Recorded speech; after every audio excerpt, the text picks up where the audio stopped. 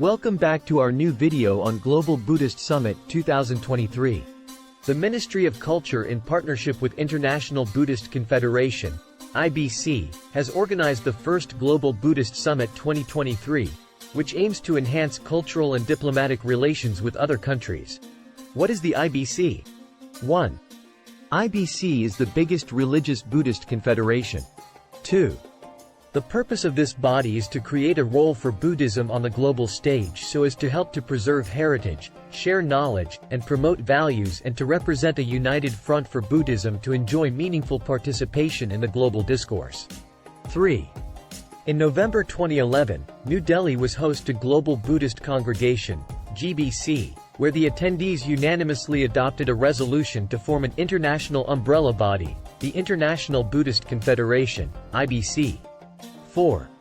HQ, Delhi, India. What is the Global Buddhist Summit 2023? 1.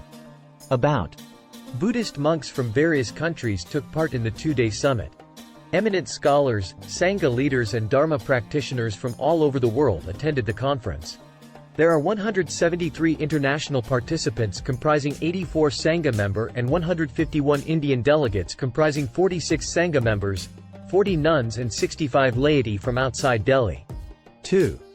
Theme: Responses to contemporary challenges, philosophy to praxis. Sub-themes: Buddha, Dhamma and peace. Buddha Dhamma: environmental crisis, health and sustainability. Preservation of Nalanda Buddhist tradition. Buddha Dhamma pilgrimage, living heritage and Buddha relics. A resilient foundation to India's centuries-old cultural links to countries in South, Southeast and East Asia. 3. Objectives. The summit aims to discuss today's pressing global issues and look for answers in the Buddha Dhamma that is based on universal values. The aim is to set up a forum for the lay Buddhist scholars and Dharma masters. It seeks to delve into Buddha's message for peace, compassion and harmony with the objective of working towards universal peace and harmony, in accordance with the core values of Dharma, and produce a document for further academic research, to study its viability for use as a tool for the conduct of international relations on the global stage. 4. Significance for India. This global summit will mark the significance and importance of India in Buddhism, as Buddhism was born in India. This summit will also be a medium to enhance the cultural and diplomatic relationships with other countries, especially with the countries which embrace the Buddhist ethos. How can the Buddha's teachings help address today's global challenges? 1.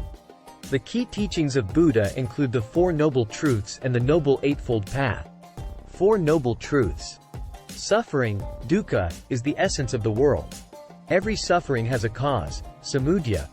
Suffering could be extinguished, nirodha. It can be achieved by following the Atanga Magga, Eightfold Path. Noble Eightfold Path.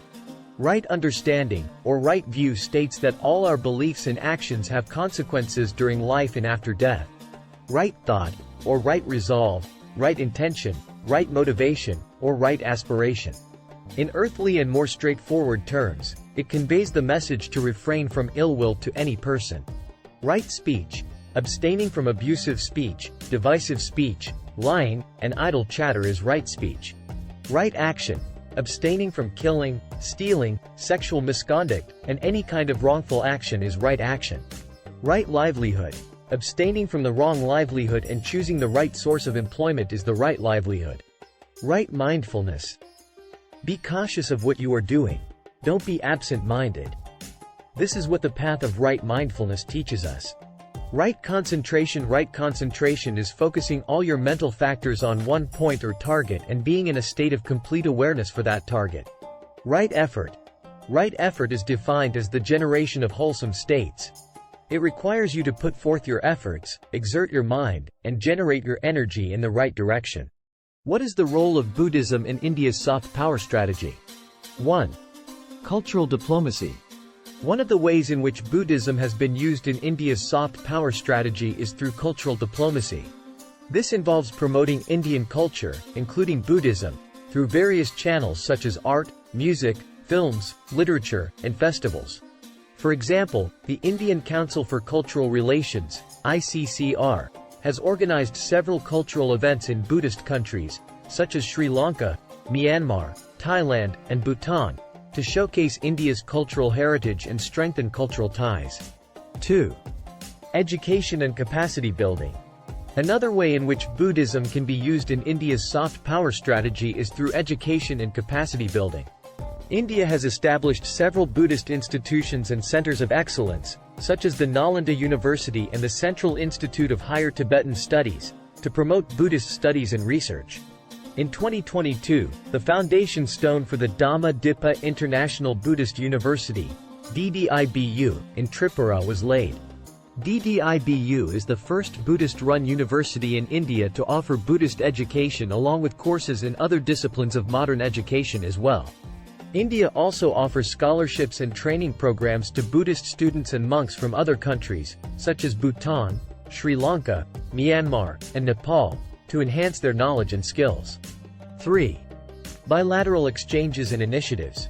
In terms of bilateral relations, India has sought to deepen its ties with Buddhist countries, such as Sri Lanka, Myanmar, Thailand, Cambodia, and Bhutan, through various initiatives. India has signed several agreements with Sri Lanka, such as the Bilateral Investment Promotion and Protection Agreement, BIPA, to boost economic cooperation. India has also provided assistance to Buddhist countries for the restoration and preservation of their cultural heritage sites, such as the Bagan temples in Myanmar and the stupa in Nepal. India and Mongolia also renewed the cultural exchange program until 2023, under which 10 dedicated ICCR scholarships for studying Tibetan Buddhism have been allocated for Mongolians to study in specialized institutes of CIBS, Leh and Kutch, Varanasi. Thanks for watching.